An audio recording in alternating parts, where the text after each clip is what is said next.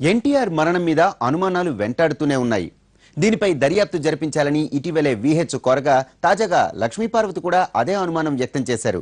Enquiry కోసం తెలంగాణ ముఖ్యమంత్రి కేసీఆర్ కు లేఖ రాశారు. సిట్టింగ్ జడ్జితో విచారణ జరిపించాలని ఆ లేఖలో కోరారామె. ఎన్టీఆర్ తెలుగు జాతికి సంబంధించిన వారని, తెలంగాణ అంటే ఆయనకు ఎంతో మమకారం ఉండేదని చెప్పుకొచ్చారామె. అలాంటి వ్యక్తిని ఒకే ప్రాంతానికి పరిమితం చెయ్యొద్దని విజ్ఞప్తి చేశారు. ఎన్టీఆర్ టెర్మినల్ ను వివాదాల్లోనికి లాగొద్దన్నారు లక్ష్మీపార్వతి.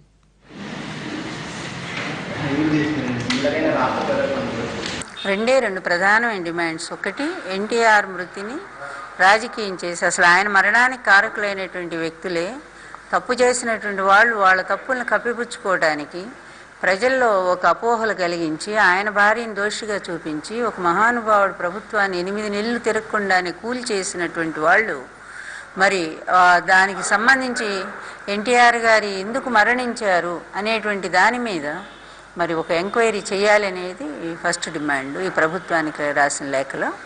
రెండోదేమో జాతికి అంటే తెలుగు జాతికి ఒక ప్రధానమైన వ్యక్తిగా ఈ ప్రాంతాన్ని దృష్టిలో పెట్టుకోకుండా ఈ జాతికి ఒక గౌరవాన్ని తీసుకొచ్చినటువంటి వ్యక్తి ఆయన ప్రపంచ చరిత్రలోని.